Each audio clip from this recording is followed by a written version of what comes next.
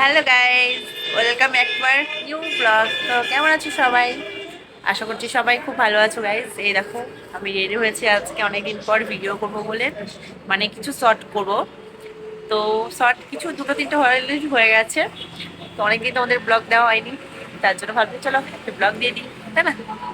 তো আজকে দেখো বাড়ির সামনে, মানে রাস্তা ধারে এই দেখো অনেক গাড়ি গাড়ি রাস্তাটা কত গাড়ি যাচ্ছে সব।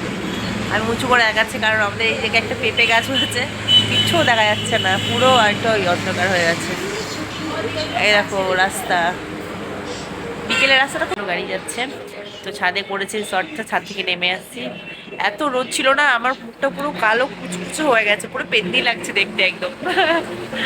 আওয়াজ হচ্ছে প্রচন্ড গাড়ির। তো যাই হোক গাইস, আমার ভিডিওগুলো দেখবে, ভালো লাগলে অবশ্যই লাইক দেবেন, শেয়ার করবো, ঠিক আছে?